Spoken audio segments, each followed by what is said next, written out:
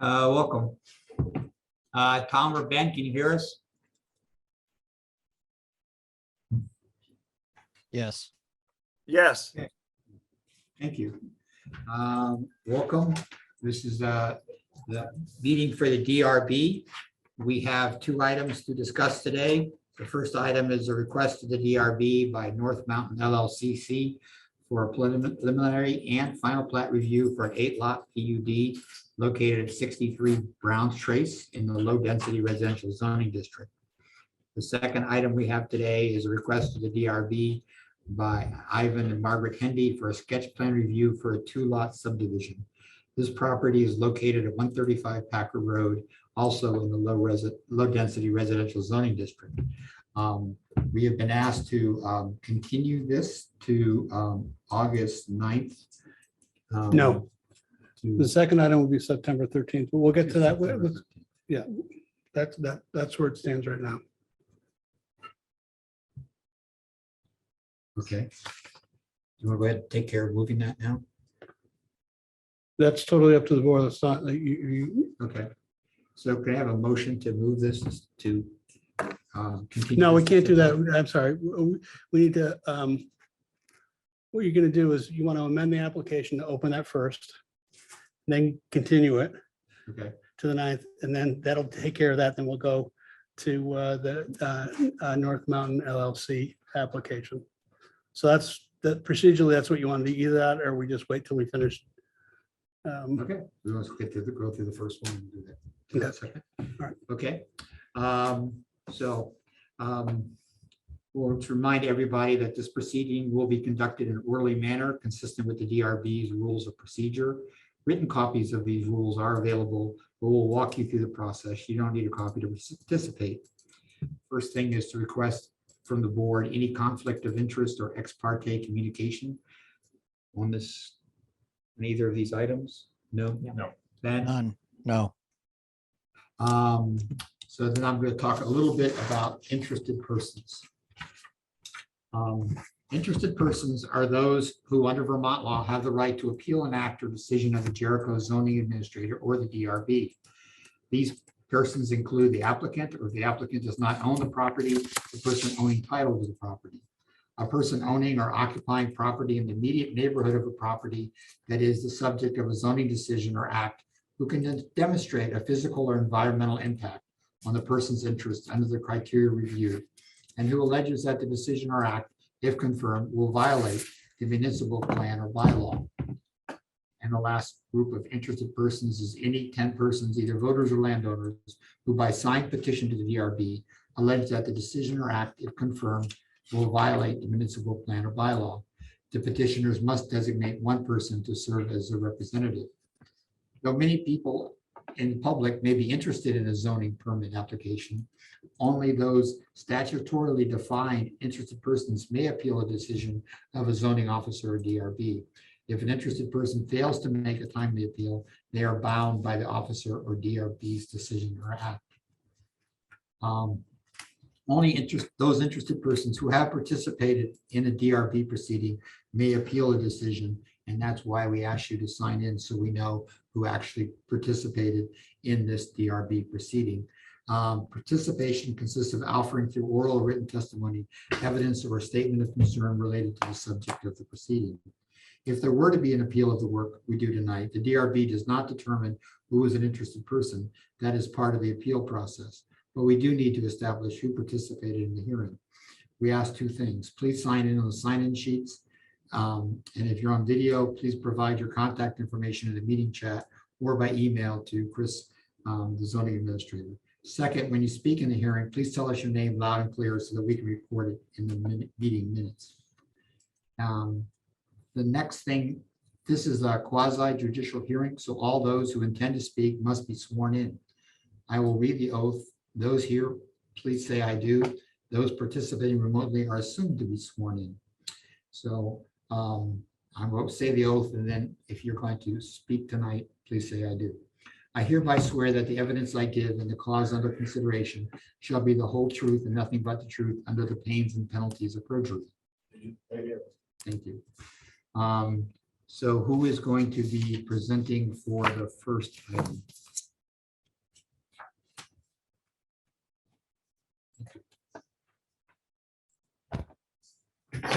Brian, I don't know which one you want to start with, but I just have, well, actually, is that the, no, that's not the full plan. I'm sorry.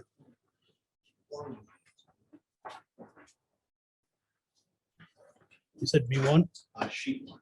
sheet one?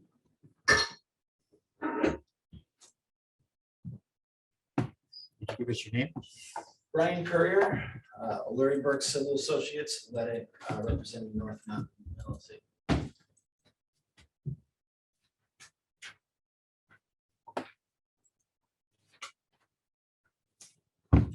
I assume that's the one you want. That's the flat.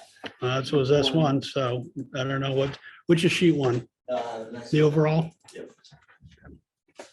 Essentially the same view, it's just got Very good.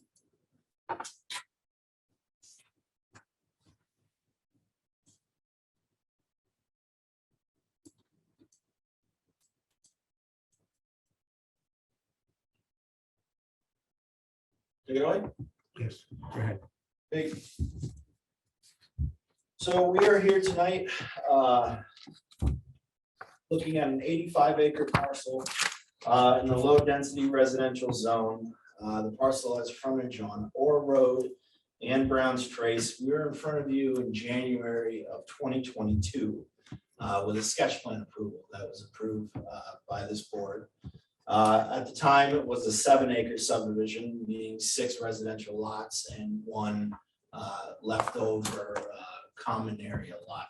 What we have in front of you today is a very similar layout, but it's a 8-lot subdivision, 7 residential lots, and again, 1 large common space lot. Just like in the sketch plan, just like in the sketch plan, there's 2 clusters of single-family lots. The most western off of Orr Road, oops, sorry, Chris. The one off of Orr Road is served by a 60-foot right-of-way and a private road constructed to public works standards, being that it's serving more than 3 lots. But that public roadway continues until we reach lot 4. The Gilbar parcel and lot 4 bring our total over 5, or over 3. But as soon as we get to lots 5, 6, and 7, we switch to a shared driveway, being that we're under the 3 or less single-family lots being served. So the lots on that or the western cluster, they range in size from about 6.5 acres to just over 10 acres. The lots have individual mound systems. They have on-site wells, shared access, as I just discussed, and it also has a shared stormwater system that will require a state stormwater discharge. And then in between the western cluster and the eastern cluster, as we have in our sketch plan, is about a 50-acre common space lot. The regulations require 50% conservation in this district. That lot is 56% of our total 87-acre parcel. So we're going above and beyond what's required as far as conservation. In between the western cluster and the eastern cluster on Brown's Trace is a low point that has most of the overlay district features, or has all the overlay district features that are shown on the town maps. Class 2 wetlands, steep slopes, those sorts of things. So those are confined within the 50-acre common space area. So the eastern cluster off of Brown's Trace Road are 3 single-family lots proposed with a shared driveway. Again, we have individual septic systems, on-site wells. These also share a combined stormwater system as well. That's essentially what I had for an overview. If the board has any questions now, or if you'd like me to get into the staff report, I'd be more than happy to do Why that. don't you show us the overlay districts? That's probably best. Do you have it in your plans? Otherwise, I'll pull up the staff report. That's what I was thinking, page 3. It probably shows it best. Sheet 3? Page 3 of your staff report. Okay.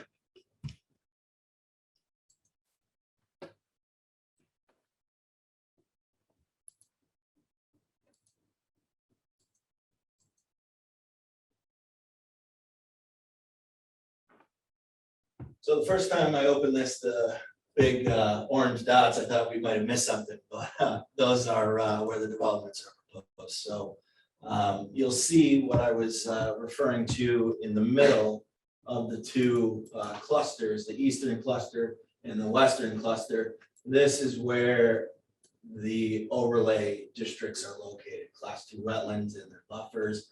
I think there's a wildlife corridor. But as it's concentrated in the low area between the two development clusters, this is where we're proposing the 50 acres of common land to be owned and maintained by the HOA.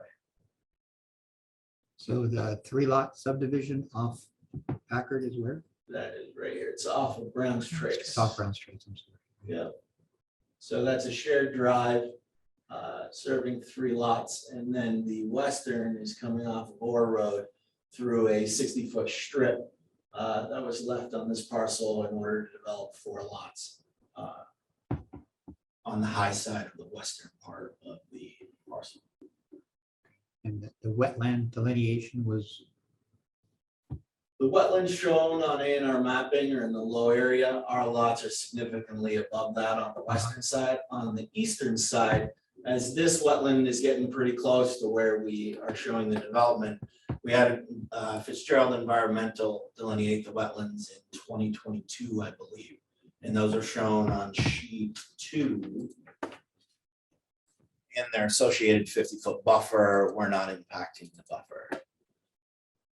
So the wetland is shown. Sorry. The wetland is shown on this western edge right here, and then there's a little piece of class 2 that comes along here. This is an overhead power line on the southern end of the site. And the 50-foot buffer is shown in this dashed blue line. So we're maintaining 50 feet, no impacts are expected. Project does not require a wetland permit from the state. okay. Does that buffer have to be marked? We're not proposing any impacts to it, therefore we're not required to get a state wetlands permit. Sometimes you'll see it marked with either boulders or birdhouses or those sorts of things. If the board would like to see some kind of demarcation, maybe in the back here, sporadic boulders or birdhouses or those sorts of things are usually our preference for permanent demarcation. Is there anything in the deeds with regards to restricting the lot owners from impacting the buffer? Or the way you end up monitoring that, is that going to be through the birdhouses or the boulders or things along those lines? Because somebody gets a new ride-on lawnmower, they may get a little happy. Sure, and permanent demarcation is a good marker on the ground. Usually boulders are large enough that they're not moved easily. That's typically what a zoning administrator may look for when an action may need to be taken. We did not provide draft deeds. We did provide draft HOA documents that are still being reviewed by the town attorney, but we have no problem including in the HOA docs or the draft deeds, whatever the attorney would require a restriction of use within those buffers. Thank you. Yeah. And can you go over just sort of overview of the stormwater plan? Sure. So this cluster on its own would not require a state stormwater discharge permit. They've changed the threshold of impervious. Last year it was an acre, now it's a ½ acre. So this cluster on its own is less than a ½ acre of impervious, but as it's being developed with the other cluster on the western side, it does trigger the need as common development for a state stormwater permit. So basically, this shared drive is crowned and stormwater from the homes and the roadway is brought to the roadside ditch where a culvert will forced runoff to the southern part where there's an infiltration basin located on the southern part of, I believe that is lot 3. Easements for the shared stormwater facilities are shown on the plat. Chris noted that draft legals for those easements haven't been provided, but as a conditional approval, obviously we'll provide all the necessary deeds and easements for these facilities. As part of the state stormwater requirements, annual inspections are required. There's annual operating fees to make sure that everything is operating the way it should. So basically, there's a roadside ditch on the shared drive that routes the stormwater to an infiltration basin that would then overflow to the wetland complex. So how does the flow work along Brown's Trace there? You said there's where are the ditches and Brown's Trace is ditched? Are there culverts there? Where is the water coming and going along Brown's Trace? I believe Brown's Trace is ditched on the high side over here. Where exactly it crosses, looks like there's a low point here. I don't believe a culvert discharges on our property. The town has. But you should make sure you introduce yourself so they know. The town has installed under drain on that upper side of the street. The brook being down below the, Where that little spot is. oh,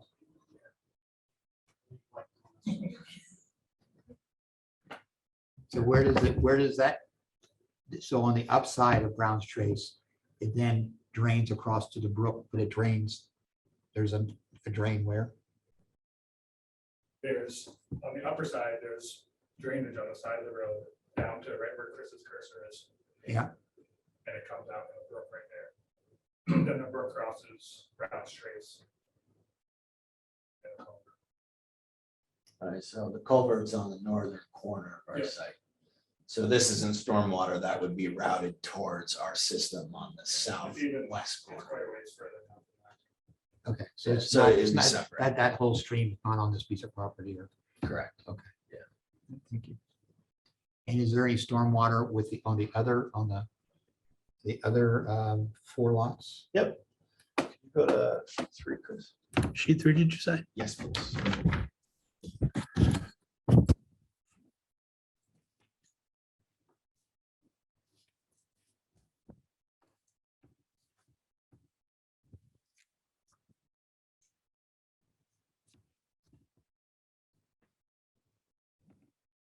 So the stormwater over here, this would trigger, this western cluster is more than an acre or more than half acre of impervious, so this would trigger a stormwater discharge permit on its own. This section of road is being constructed within a 60-foot right of way to town public standards. It will remain private. This road is proposed with roadside ditches on either side that route runoff to a gravel wetland that's shown on the south side of the shared driveway that accesses the remaining 3 lots. The shared driveway is tipped towards the inside. So there's a swale on the uphill side collecting runoff from the 3 houses, their individual driveways and the shared driveway. And then a culvert is proposed at the low point of the road that routes water to a gravel wetland. Gravel wetlands proposed on this side because of the heavy hydraulic D-rated soils. In those conditions, the state's preference for a stormwater treatment practice is it's a gravel wetland. Basically, there's a gravel layer that contains pond subsurface that treats the water before it gets discharged. Because it's driveway runoff, that's why they want some level of treatment for. Correct. Yep, any impervious surface, gravel and pavement are treated the same. Rooftop runoff requires detention and water quality treatment as well. So we're collecting everything within the clearing limit north of the road is being intercepted by our proposed roadway, routed to the gravel wetland where it discharges to the south or to the east.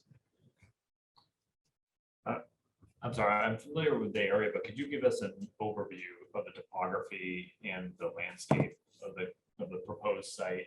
I think just looking at the map, I mean, this looks like it's currently forested, but there seems to be some steep contours. Could you just give us a summary of what the site conditions are here? Yeah, so You want to go to that one? No. probably sheet one. So the site is majority of the site's wooded. The only area that's not is this area where the three clusters are on the eastern side. The western side, this is all currently wooded. There's some of the abutters, the Gilbar residents and the budding landowner to the north, Dunn, I believe, obviously have some cleared. I believe there's a hedge along this southern boundary of the neighbor of Dunn, and our road is to be constructed within a 60-foot right of way that was existing. So is that the high point of the site on Port Road there? And Yeah, this so is all sloping the down. topography, towards the yeah, wetland, so the right? low point is right here where the wetlands are located. The wetland delineation we're showing is the edge here along the 3-unit cluster. And then the land, so it drops down to the wetlands here and then it rises. These are 10-foot contours.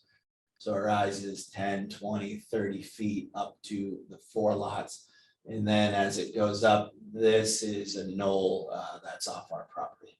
So what's the topography like at the proposed, where you're showing proposed building envelopes? Is that correct in the yellow? What is the topography in those areas? So what is shown in green here is proposed clearing limits, as this is all wooded.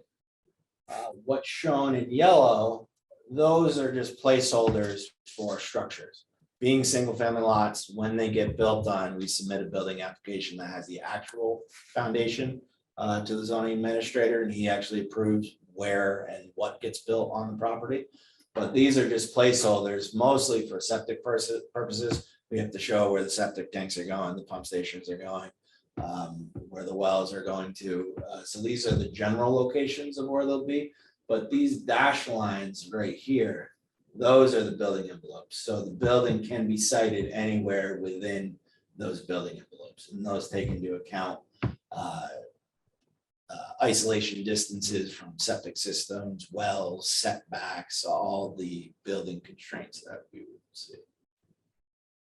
What will be done with the open space? I know you use the word conserve, that isn't technically correct. It's just open space. It's being, yeah, so it's the remaining lands of the parcel. 50 acres are being set aside that will still be owned privately, but it'll be owned in 1/7 with each. So the HOA will own and maintain the common area. So every resident within the 2 clusters will own 1/7 of the common area. And then the common area is maintained based on the protective covenants for the homeowner association.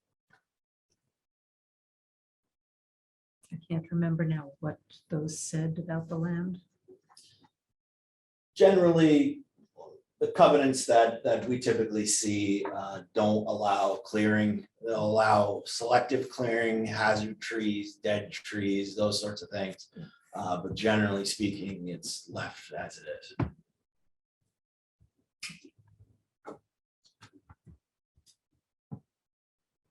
Why are all the septic, is those little flags, are those the septic? These are the mounds. Why are all the mounds uphill from? Because, so we did a number of test pits on this end. The soils are marginal, which is why we went to the mound systems anyway. They're located up higher on the hill because the water table drops as we rise up that slope. Okay. So the soils in that area was more suitable than the rest of the site. All right, why don't you take us through the staff notes? Okay.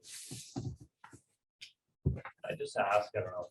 Maybe just where the wells are all located down slope of the septic. I mean, it looks like it's outside of the well strip. Is that of any particular concern? No, and that's pretty typical. If we have the mounds on one side, the wells being on the other side. If we're down slope of the mound, I believe the isolation distance is 200 feet. So they're at least 200 feet away from the mounds on the left side.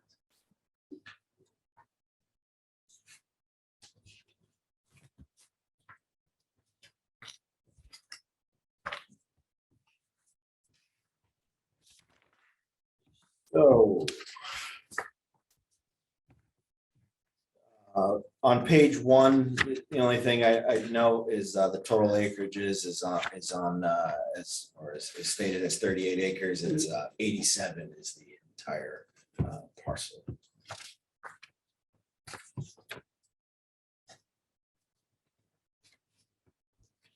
And then flipping to page 3, the overlay districts.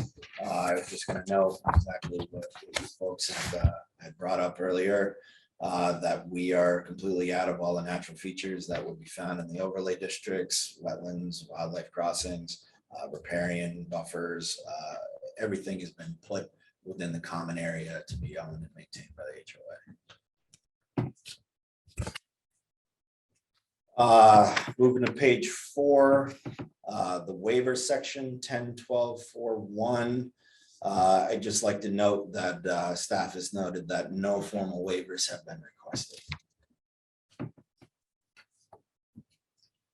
Moving to page 5, section 10.12.5.3 talks about that multiple state permits will be needed. We're very accustomed to a condition that these shall be received prior to zoning permit issuance for the project. Just note that the state permits that are required are WW construction general permit for erosion control and 9050 state stormwater discharge permit. Those are the 3 that we'll submit to staff prior to zoning permit issuance. Page 6, 10.12.7.1. This talks about, again, the overlay districts. I would just like to point out that development has been clustered away from all the natural features of the site. Page 7, under the plan unit development regulations, staff has noted that they'd like us to respond to some of the criteria that are typical with a PUD. To encourage any development in rural areas must be compatible with use and character of the surrounding rural areas.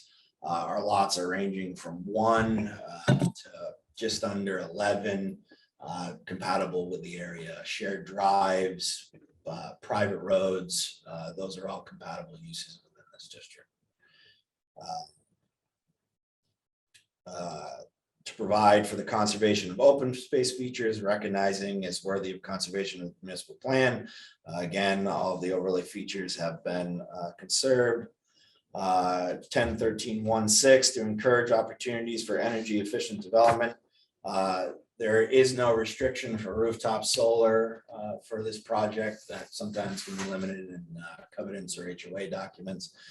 We do not. What about non-rooftop solar? Right, so rooftop solar. Right, what about standalone? We are not proposing any standalone either. No, we don't have any restriction on Okay. solar, but I was meaning a shared solar facility. But so we don't have any restrictions in our HOA documents about solar. Can I, just for a second, I'm sorry. Yeah. To the affordable housing piece, you Yeah. have a minimum house size in the homeowners agreement. And I was wondering why that was the case. So I believe the minimum house the house square footage in our covenants is it 2,000 square feet? I think that's what it was.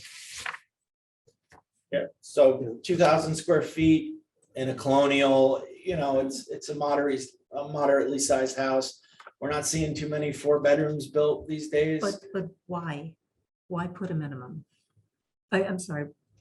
Yeah. The HOA Or was it documents. a maximum? I'm sorry, my brain's, You need some ice cream. yes. So the HOA documents restrict what's allowed. It's also there to protect common landowners with similar interests, whether or not it's 2,000 or wherever the square footage may lie. So if somebody wanted to have a nice piece of property with a tiny house, that wouldn't be allowed. Under the current HOA documents as written, no. Under 2,000 square feet is the minimum.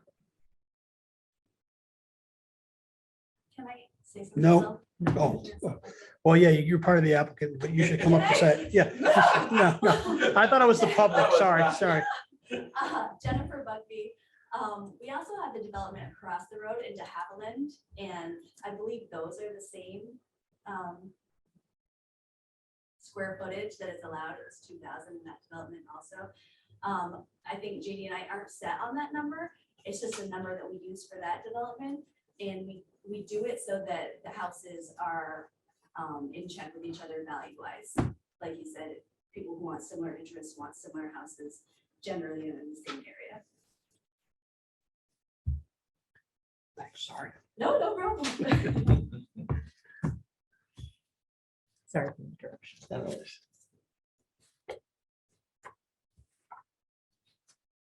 Okay.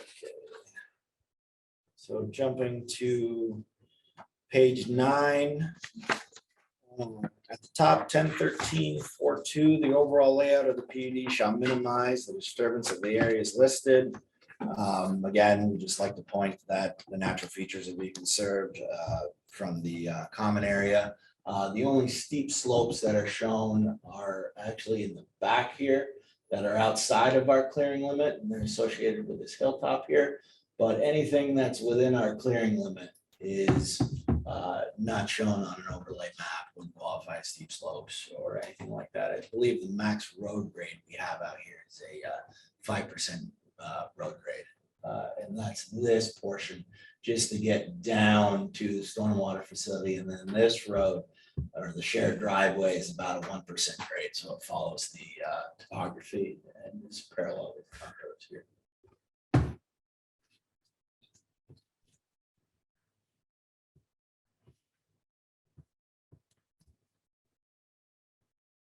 So 1013.4.4, land designated as open space shall be identified with appropriate notation on the final development plat. Chris notes in the staff report that the plat does clearly show the area to be owned in common. It also talks about the appropriate deed restrictions. Again, the draft legals will be reviewed by the town attorney and approved prior to zoning permit issuance. So the legal mechanisms will be there to back up your approvals and the proposed project plat.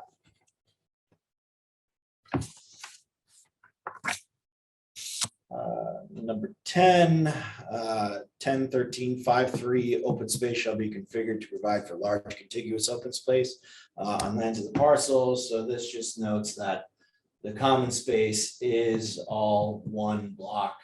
It's about 50 acres. It does neck down a little bit in this corner, but it is one large continuous piece. It's not fragmented into two different sections.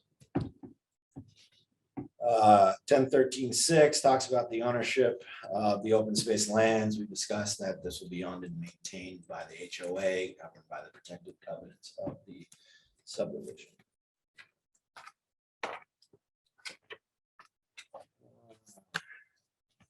So page 11 at the top, bullet A, all development, if any, is restricted to designated building envelopes within the development may occur as permitted in section 4.3. So as we discussed, the building envelopes are shown in these dashed lines here. Clearing limits are shown in green, and the building envelopes are these dashed lines. On this side, there's no clearing limits as it's open currently, but the building envelopes are also shown as a dashed line type for all three lots. So the house will be sited within those building envelopes. I just have one quick question. Yeah. So with the building envelopes we see up here, I just don't understand wasn't sure. I mean, should that just be Yeah. closed? I mean, or, you The know, reason it's like that is we have to have an isolation distance to the mount system. So I would obviously it'd be really tough to site a house up in that corner.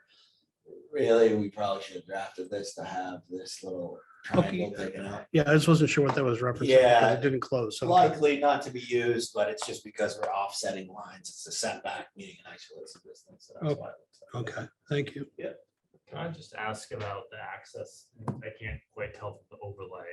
Yeah. Unless you can zoom in, but what's the relationship to current neighboring parcels and properties and existing driveways? Like, is it going over neighbors' driveways as part of the easement, or is it creating a separate, like, can you just walk us? Yeah, through so this that? is an existing 60-foot right of way that the Bartlett's left over on this piece. The butter Gilbar does currently use that 60-foot right of way to access their parcel. As part of our application, we met with Mr. Gilbar and came to an agreement that he would relocate his driveway onto our new public road. So he counts as one of our 5 units served off of this public, well, constructed to public but private roadway standards. So one house does currently use it. They're in agreement to relocate their driveway to our new public road, and I believe that agreement was submitted with our application. So this would be a public road, or is there any proposed turnarounds here? Have you spoken with the fire department, the town work, public works? Yeah, so there is a turnaround at the end. We don't have a turnaround at the end of the public road section. Reason being is that, yes, it's constructed to public standards. No, Jericho will never intend on taking over this private roadway. So a plow truck from the town is not going to come down to the public roadway section and try and turn around where the shared driveway starts. The road will be plowed by the HOA. So a plow truck will come down, plow all the way to the last house, utilize the last turnaround, and then turn back around. So it's a town road, but the town's not maintaining it? Correct. So, No, it's a road built to the town spec, which is private, Okay, correct. and we're not maintaining it. okay. So if you serve more than 3 units or 3 lots, you get kicked into building roads to public standards, even though they'll remain private. So it's a 60-foot right away, 22-foot road. And that's to this point because we're serving it's 5 lots and then 4 lots. And then once we get to 3 lots, that's where we turn into a shared driveway. And what's the road frontage up forward? It's 60 feet.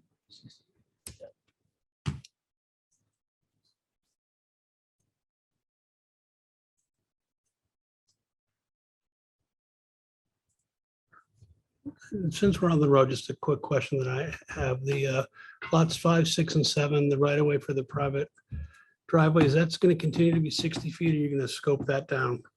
The easement, it becomes an easement instead of Yeah. a right away. Okay. It gets less. Okay, I'll say it's 30 feet, maybe. that's what it should be, but, Joe's got it at 30 feet. Yeah. okay.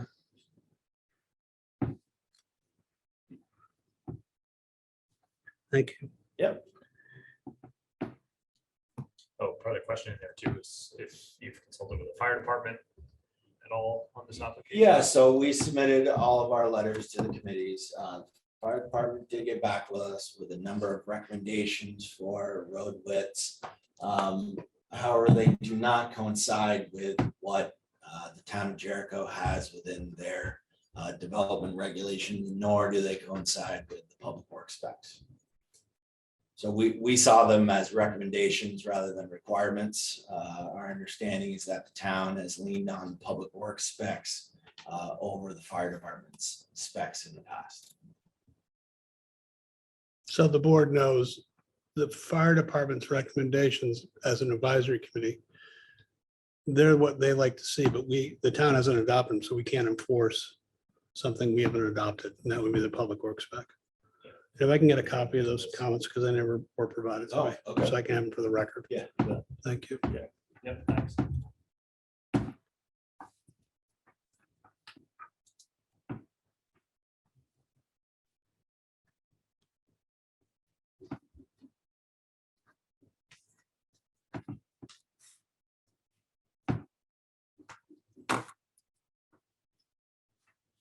Okay, so back to staff report, page 11, midway or halfway down, 10.13.7, the permitted density. So we did go through an exercise to determine the full build out potential of this parcel. Now that ignores other constraints, septic capacity, access, many things, but based on a purely density calculation, the parcel has the ability for 21 lots, we're proposing 7.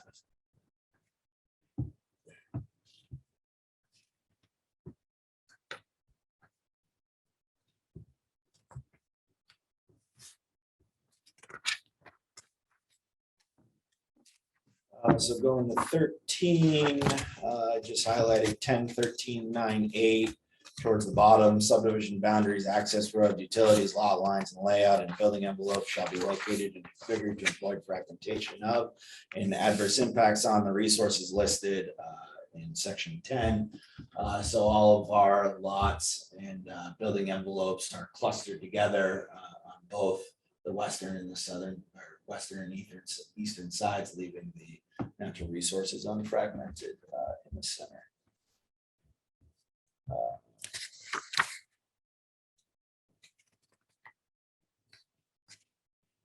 So at the bottom of the same page, page 13, 10, 13, 9, 10, talks about essentially building to the land. As I said, the steepest road grade we're proposing 5%, very modest. ADA accessibility is 5%. So, and that's just in this section of the public road.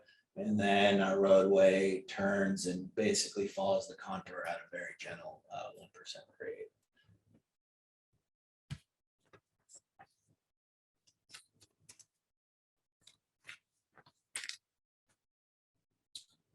That same section of the staff report also talks about fragmentation of open agricultural land and other resources. As we've discussed, the vast majority of this parcel is wooded. So we do not feel we're fragmenting any open agricultural land in between these two clusters.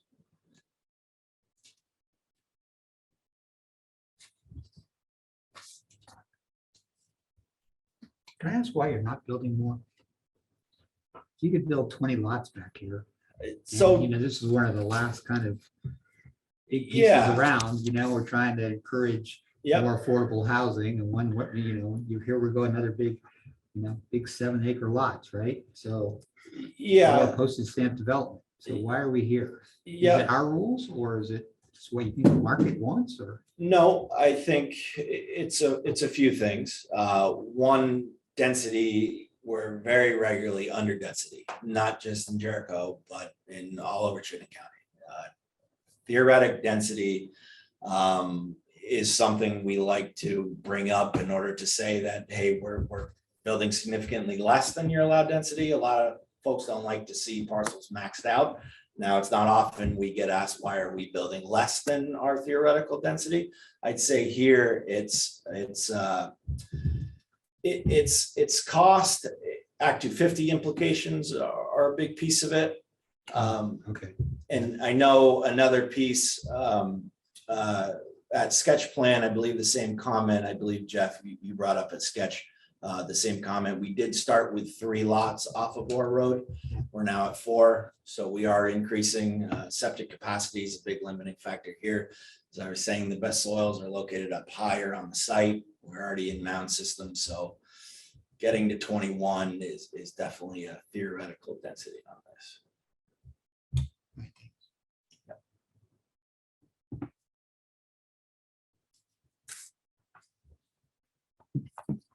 Built 7-acre lots, 2,000 square feet, we'll never have affordable housing. What?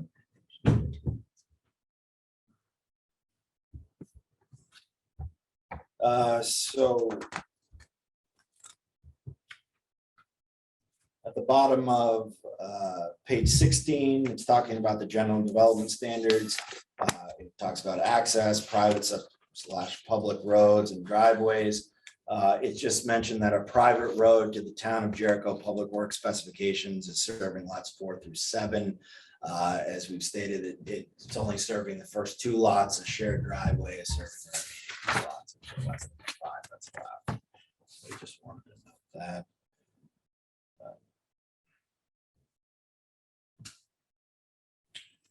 Section 11.3.1, traffic review. Traffic studies are required for 2 units or more, can be required for units 20 or more. We're only 7 off both town roadways, 4 and 3, so well under any traffic implications.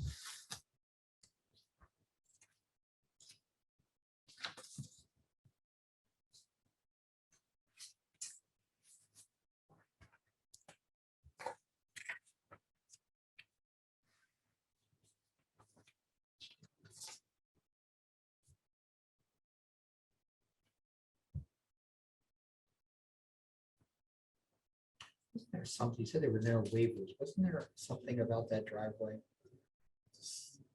There's no waivers in front of the DRB for their review.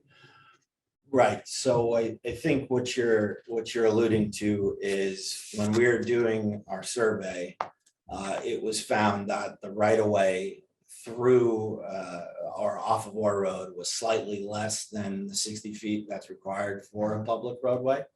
What happened basically is the accuracy of surveying over the years has changed significantly. So by holding original monumentation, it actually necks the right of way down in one spot. I can't remember if it's the Ore Road side. I believe it's the western side or the eastern side of the right of way, but it's slightly less than the 60 feet, like 58 feet or something like that. So we applied to the select board for relief from the public works standard that they have the authority to grant.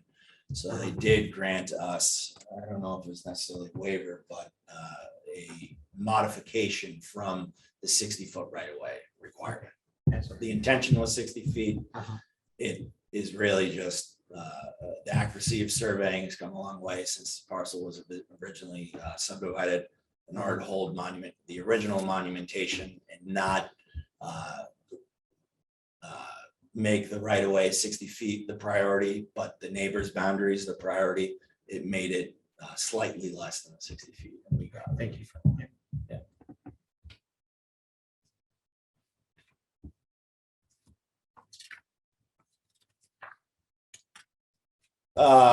Getting to page 21, talks about grading the slope and the ridge line. We are grading, proposing the development on the high end of the site, staying away from the natural resources. We're building to topography as best we can. 5% road is very general, generally building to the contours.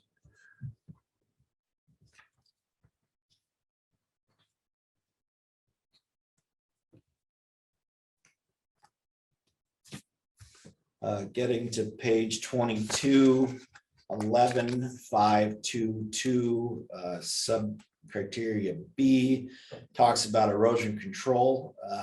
We did not have a designated erosion control plan for this submittal, which is I think the confusion here, but we are showing our erosion control measures on our site plans. So there's silt fence and construction fence shown on sheets 2 and 3. And then we have a detail sheet, that's sheet 9. A lot of times municipalities rely on the construction general permit issued by the state for erosion control compliance. We expect to be a low risk site, and that is something that we'll apply for and obtain prior to the building permit.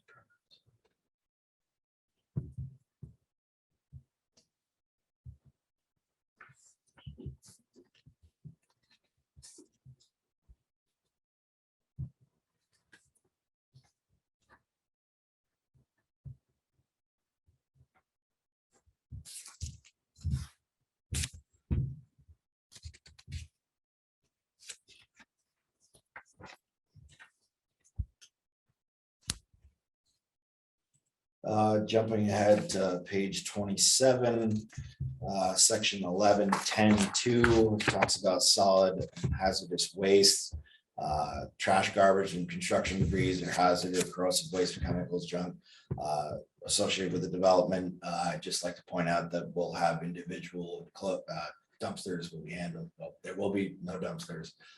It will all be collected on a house by house basis, and trash and recycling totes that everyone's used to seeing. Can we go back to the 11.8 landscaping? Yeah. Please, just curious, just looking at the swath of clearing, if there's anything proposed for landscaping or if that's gonna be open to folks who just. purchase Yeah, land, so or- we're not proposing any landscaping. The clearing limit again is shown in green. They're all on individual lots, so either street trees or trees throughout the parcel can be planted by the future homeowners as they see fit.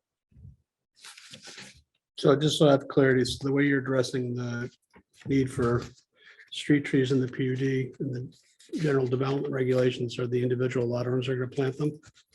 That's what I'm hearing? Within the shared driveway portion and on the individual lots, Yes. Okay. I believe the shape, the street trees, are they specific to a public way? Well, Being that everything's private. Well, the idea of street trees are long trees. And we don't build a lot of public roads. We build private roads. Sure. So street trees go along private roads, which are privately held, things along those lines. So that's just, I mean, the regulation is within the staff notes. And so I'm just curious as to how it's being addressed. You provided the comment. Yeah, so as proposed today, the landscaping would be up to each individual lot. I just see, 11.8.1 says removal of vegetation will be limited to the minimum necessary for safe construction. Curious what determines the limits of clearing here, let's say on the eastern side of the road too, looks like it's going beyond the stormwater retention pond, a basin at the bottom. Just curious as to how you're thinking. I know on the upslope too, you're really limited by the septic mounds. Right, so this line is established because of the septic mounds, as you were saying. And then what's shown on this area, it is tight to the stormwater treatment facility. We do carry the clearing limits off on the downslope side of the road. The building envelope also carries on the low side of the road.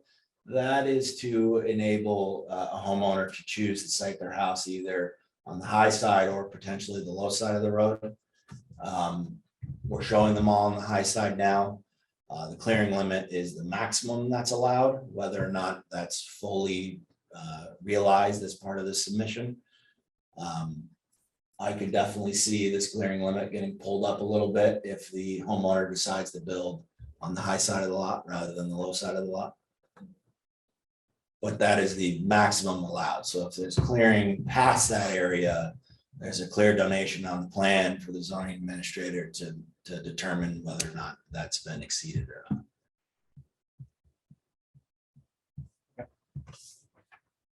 Well, I got broad shoulders.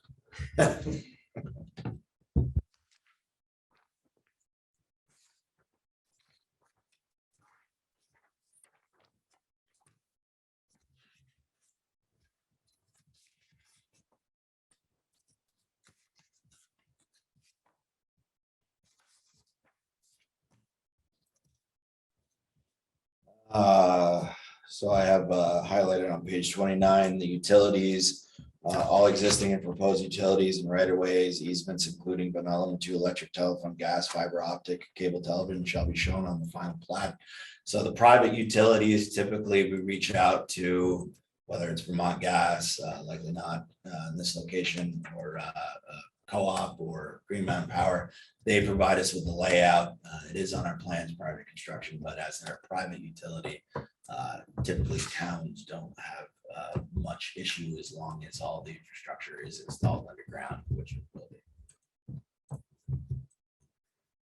So we will coordinate with the appropriate utilities for power in this area. Can I just get you to speak about the proposed outdoor lighting, please? Yep, so other than say entry lights or lights above a garage, we're not proposing any exterior lighting at this time. Thank you. Yes.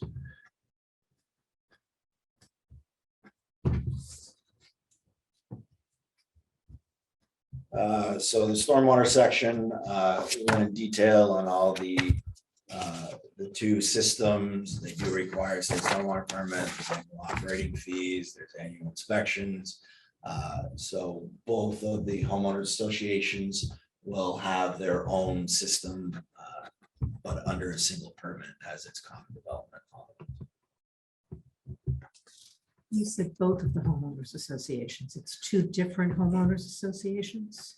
Yes, so there's shared, well, yes and no. There's shared infrastructure that is specific to these 4 units, right? So there's one road that these folks are going to contribute to maintaining. There's one stormwater system that these folks are going to contribute. And this association over here has its own stormwater facility that they'll contribute to, as their own driveway that it will contribute to. But both of the associations own in common the common land within the two. Okay. Just for clarity's sake for me, so each association, basically, their sole responsibilities are going to be the roadway as well as the storm Of their system. each. Each of their year, clusters. yep, okay, Yes. thank you. Yes, we didn't feel it made sense for these folks to contribute to. their Right. maintenance and vice versa. Thank you.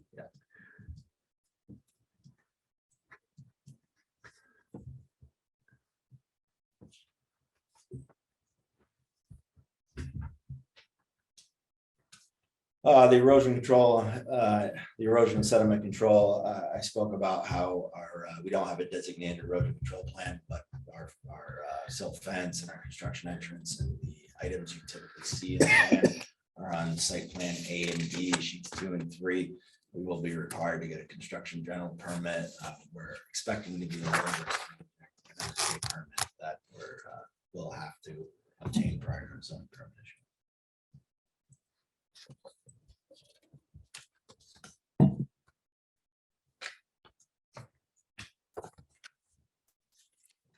That's what I had highlighted. Okay, thank you for the presentation. Thank you. Any more questions from the board? Yeah, I know Tom's with us. I didn't know if he had any comments. That'd be the public. That'd be public. Yeah. Okay. Wait for that. The only question I have is just, so from a legal standpoint, what we have is we have a draft HOA in the association, and we will receive the individual deeds for the lots, if approved. Yep. And they'll include basically cutting restrictions and things along those, which will match the plans. Yep. Okay, thank you. And I have to say, it's not clear from the homeowners association documents that there's two. I don't know if there's a way to make that clearer or whether there needs to be, but Okay. We'll end up having, so if it is to be approved, we can have a finding to that effect or a condition, then basically the legal team can make sure that those things are taken care of. And obviously, Mr. Gilbart is going to want to make sure that he's only paying his portion of the road costs as opposed to the whole road costs, things along those lines. We can cover those things just to make sure it's equitable. Ben, do you have any questions? I do not. Thank you. Anything else, Chris? Not at this time, no thanks. Okay, at this time, we'll open to any public comment. So public comments, please address your questions to the board and we will get you an answer. People that are online and haven't raised their hand, and that's if we can get them. Okay. So why don't we start with Tom from the Conservation Commission? Tom, do you want to present a little of your questions you have about this plan?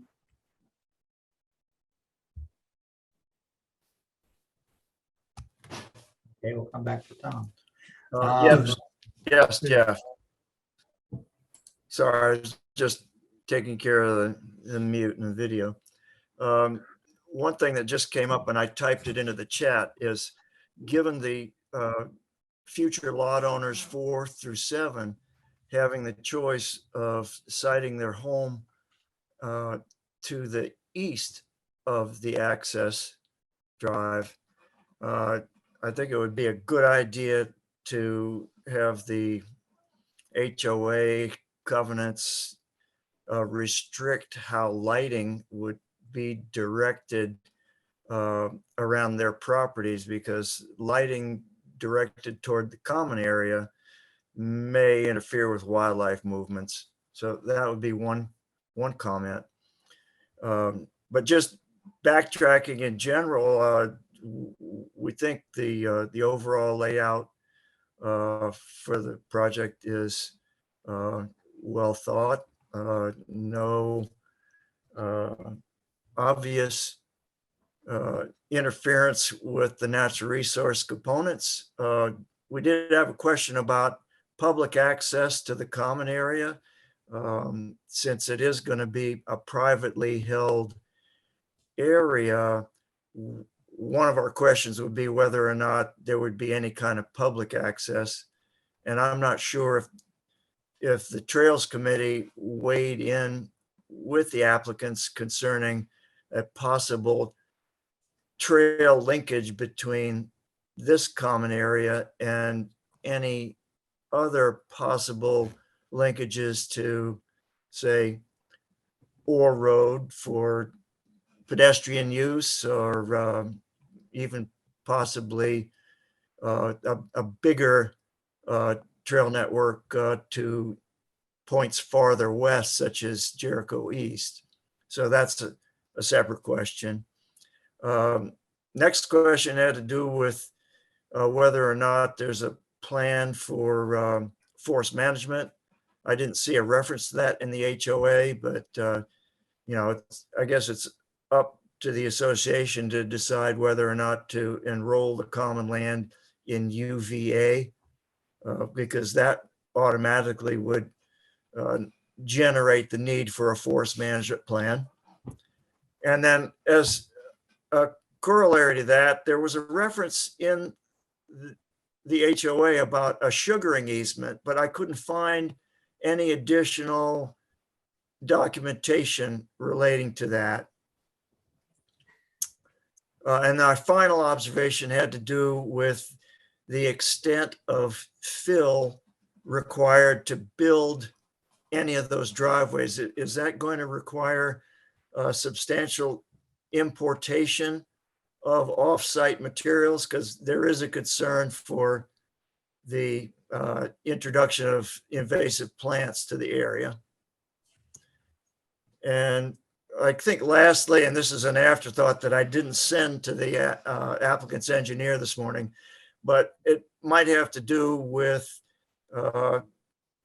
suggesting that the HOA and lot owners consult with the Conservation Commission about choice of native plant, trees and shrubs as well.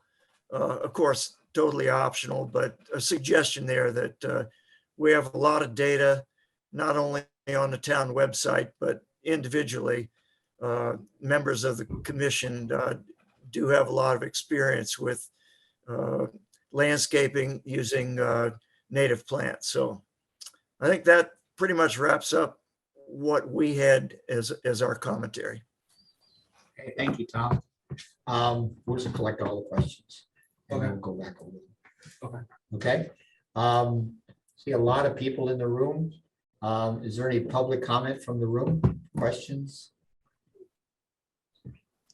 Just have them come up to the Okay, table, come up to please. the table and My name's Tom Freitas, and I'm in a butter to the common land. And I guess I'm just a curiosity question, because it's hard to see it blurred. So this is my home right here. I'm just curious what type of buffer I have here, in approximate feet, the part that's not going to be developed. Like, I don't want to be looking out my backyard now. I see lights where, I have this nice forest, that's all. So I'm just curious. It looks like there's a dimension here, but it's so blurry, I can't see it. okay, we'll get, you got your question. And then while we're here, I'm just curious, what there's a dimension here with a dotted line. I don't know what this represents. Okay.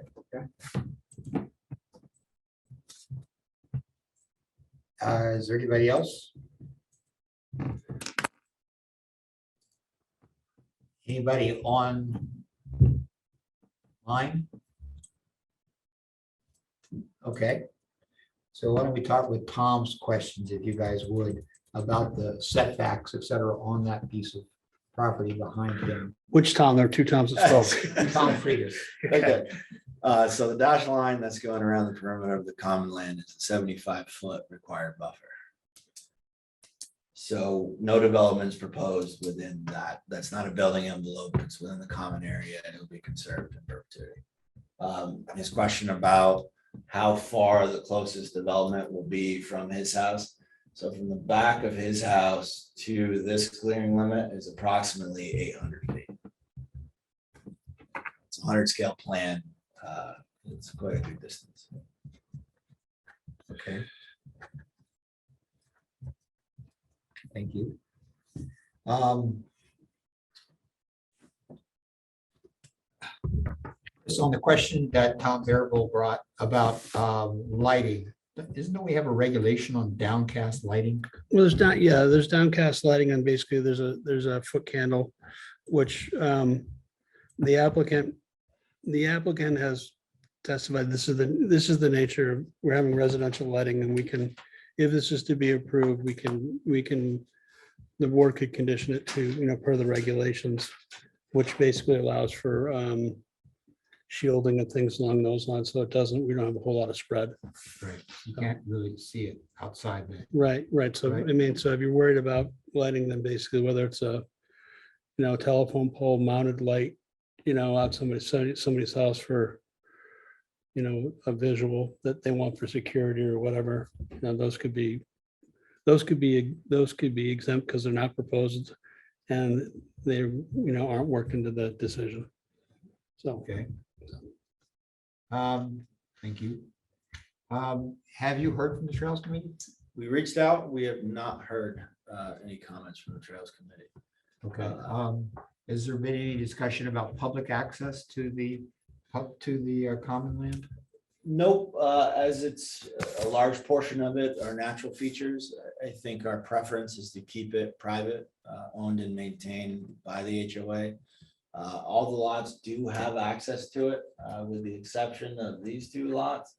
And our plat does show a pedestrian easement that was asked for at sketch, I believe, for these two lots to access the common area. So all of our proposed lots have have access to the common land, but right now it's proposed to remain with a homeowner association. Okay. So then going to be posted, or would adjoining landowners be able to? That would be the That's decision the- of the the HOA. HOA. Yeah, As they I own think it, it right? depends how things go. Okay. The forest, I had a question from Tom on the forest management plan. Yep, so we don't have a forestry management plan proposed. Our HOA documents do not preclude one.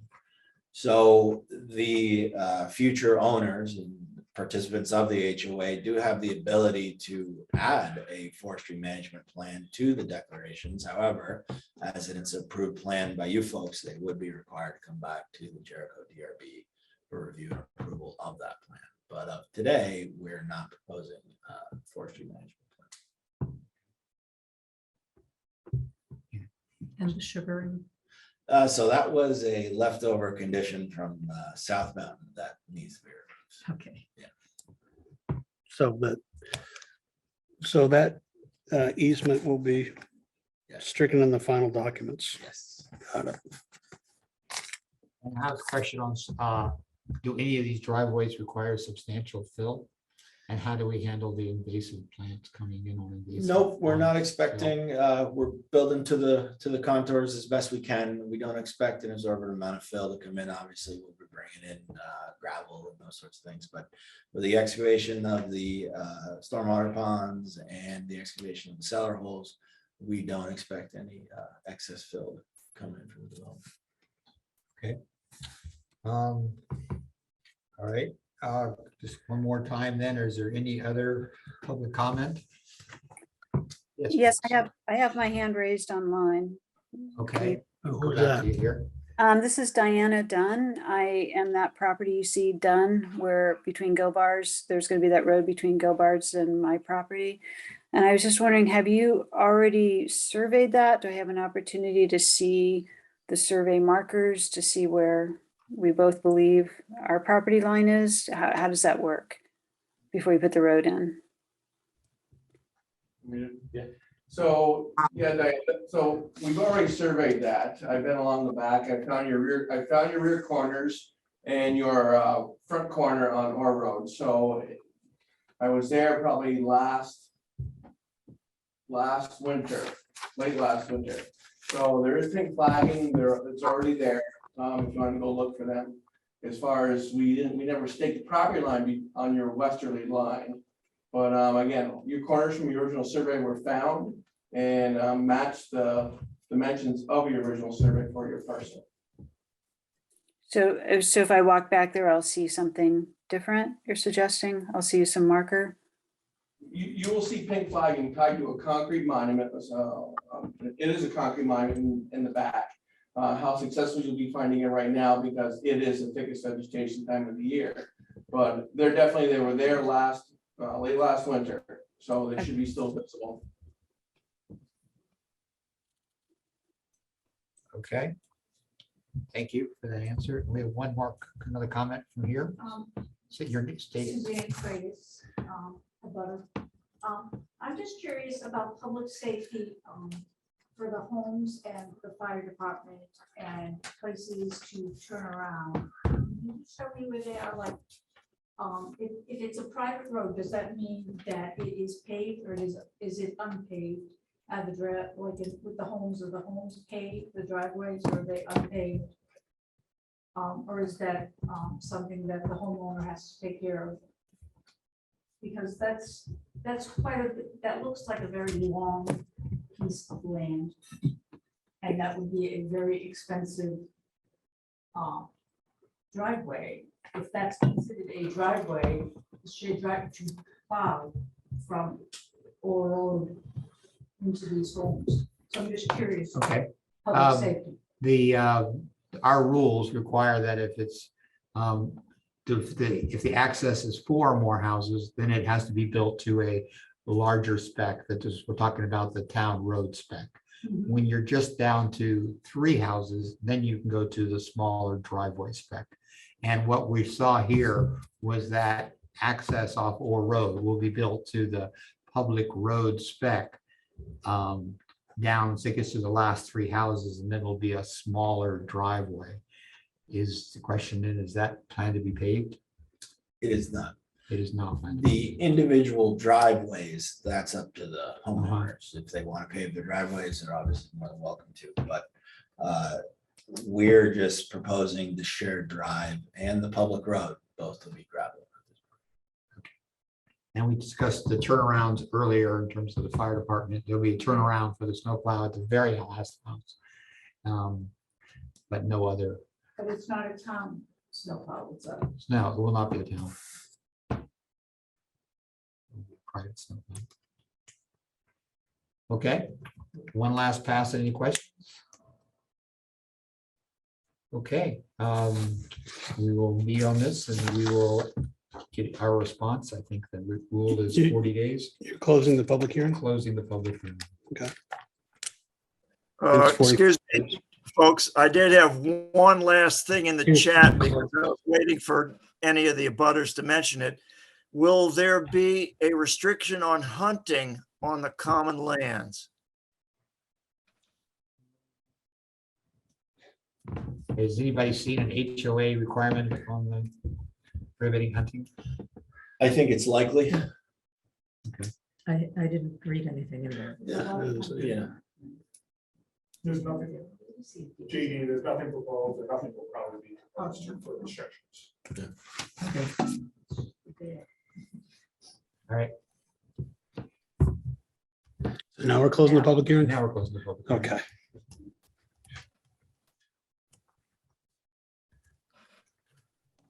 All right. That's it. Thanks, everybody. Thank you for your participation.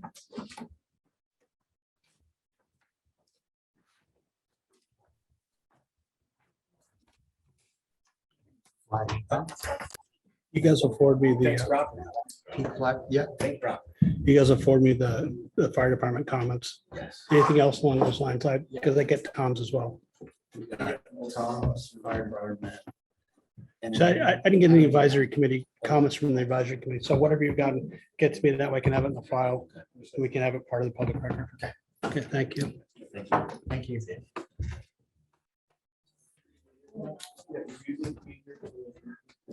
Do you need someone here for Hendee? Oh, yeah, why don't you, yeah, we're gonna move on to the second item. So the board is aware. Are people here for the Hendee? Okay. Okay, so Is everybody here for the Hendee? Okay, you can take the conversation outside then. Thank you.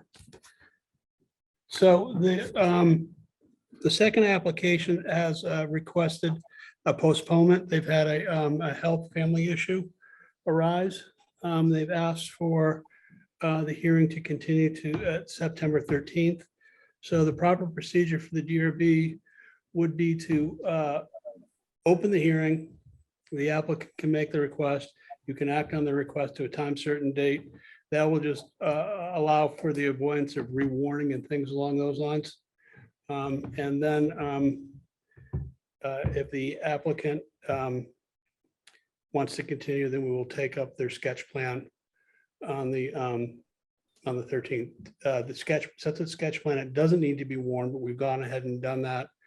And we do have public here to speak on that. So we need to go through the procedure. Okay. So our second item of new business is a request to the DRB by Ivan and Margaret Hendee for a sketch plan review for a 2-lot subdivision at 135 Packard Road. Who's going to be presenting? Brian Courier with Larry Burke Civil Associates.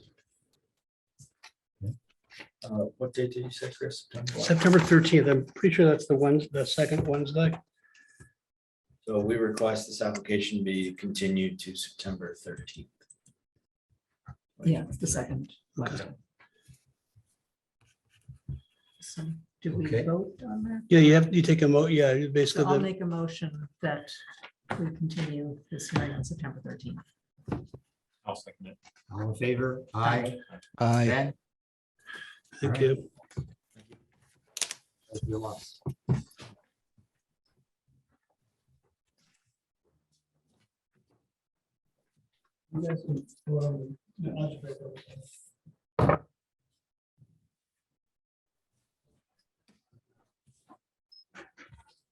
Thanks, Brian. Thanks.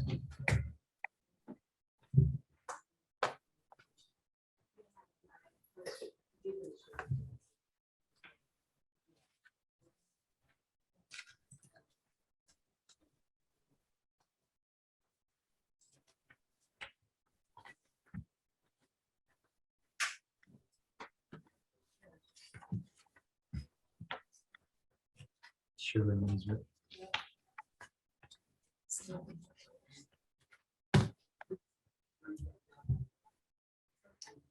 So I wonder why the Affordable Housing Committee didn't. Should we close? We have one more item to vote on. We have to vote on the approve the minutes. I'll move that the minutes be approved. Second it.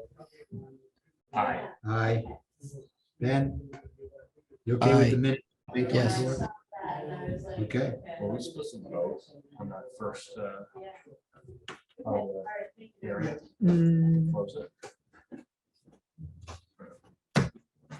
Okay, we voted to approve the minutes from May 24th as written. Who was the me. Phil? One is in a hurry. And who's the second? I was. Jeff? Okay, thank you. It was 4-0. Okay. I'm gonna stop the recording. Where the hell was it?